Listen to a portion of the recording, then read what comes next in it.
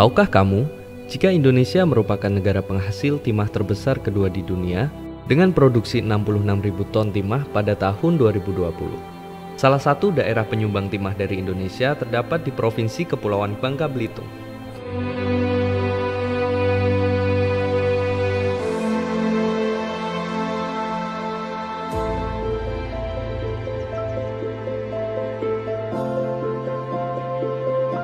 Dengan luas wilayah yang hampir 3/4-nya merupakan lautan tambang timah, sebagian besar masyarakat di Provinsi Kepulauan Bangka Belitung memanfaatkan sumber daya alam tersebut sebagai potensi untuk menjadikannya mata pencaharian sehari-hari.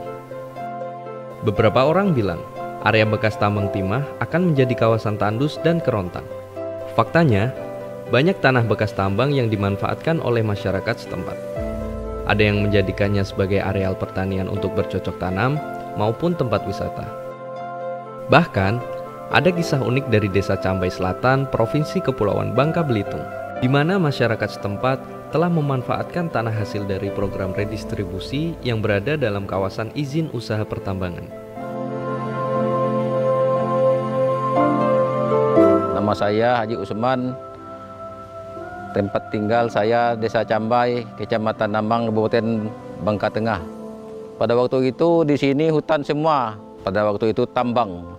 Kemudian pada tahun itu kami penambangannya tidak kena di tempat yang orang tua kita ini. Saya inisiatif untuk menanam sawit. Nah, pada waktu itu penanaman sawit kita belum ada semacam dokumen tanah. Dengan adanya program BPN, Badan Pertahanan Nasional ke Bangka Tengah, maka kami melalui BPN Bangka Tengah, melalui kepala desa, bagi masyarakat yang punya lahan, yang berminat ingin membuat sertifikat redis, silakan melapor ke kepala desa.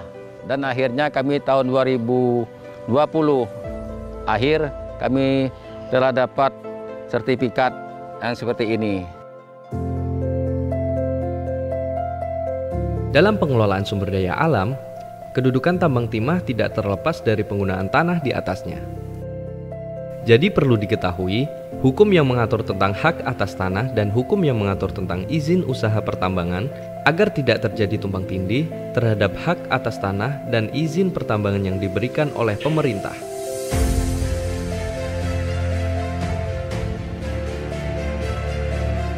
Para pemegang izin usaha pertambangan itu, izin yang dimiliki ini hanya untuk melakukan kegiatan pertambangan. Nah, sedangkan hak atas tanah itu yang sebagian besar di Bangka Belitung ini tidak dikuasain oleh pemegang IUP. Kemudian selanjutnya bisa kita jabarkan juga di pasal 136 ayat 1 jelas bahwa pemegang IUP dan atau IUPK tersebut sebelum melakukan kegiatan operasi produksi wajib menyelesaikan hak atas tanah dengan pemegang hak sesuai dengan ketentuan peraturan undang-undangan yang berlaku.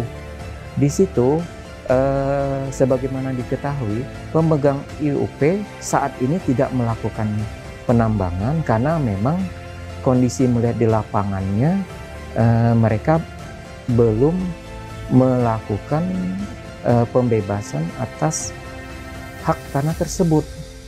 Nah, sehingga dari masyarakat yang sebelumnya sudah melakukan kegiatan tanam tumbuh, sudah mempunyai pemukiman tersebut, sehingga merekalah yang mempunyai hak untuk kegiatan-kegiatan untuk menjalani hajat hidup saat ini.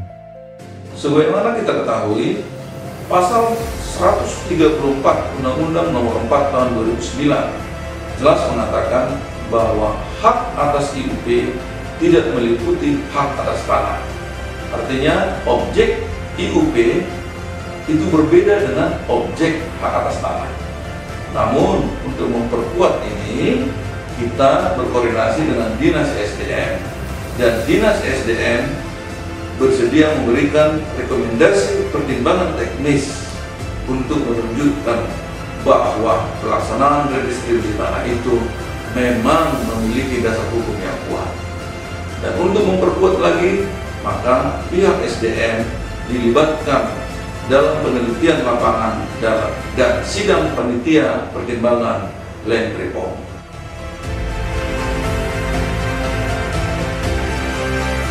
Dalam hal ini, peran pemerintah sangat dibutuhkan melalui kesepakatan antara yang memiliki hak atas tanah dan yang memiliki hak atas pertambangan. Apabila kesepakatan sudah didapat, barulah dapat dilakukan usaha pertambangan di wilayah tersebut. Jadi, hak atas pertambangan yang diberikan oleh pemerintah tidaklah menghapus hak atas tanah yang ada di atasnya. Kami sekarang lagi bekerja sama dengan pihak BPN untuk menata reforma agraria tersebut. Banyak lahan-lahan tidur di sini yang tidak jelas siapa pemiliknya dan untuk apa kedepannya akan digunakan. Nah, akhirnya dengan bekerja sama dengan pihak BPN, pihak pemerintah provinsi, kita menjadi tahu.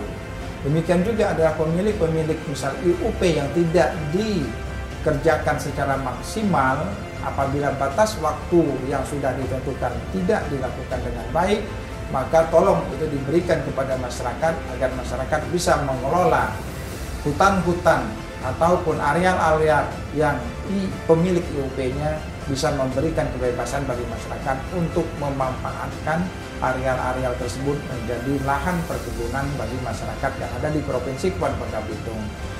Persoalan tersebut tidak hanya terjadi di Provinsi Kepulauan Bangka Belitung, namun banyak juga terjadi di provinsi lain di Indonesia. Tentunya, perlu adanya harmonisasi dan kolaborasi bersama lintas kementerian atau lembaga, termasuk pemerintah daerah agar tanah-tanah bekas IUP bisa mendatangkan manfaat serta mendapatkan kepastian hukum. Hal ini yang menjadi salah satu bahasan yang akan diangkat dalam Gugus Tugas Reforma Agraria atau GTRA Summit 2022.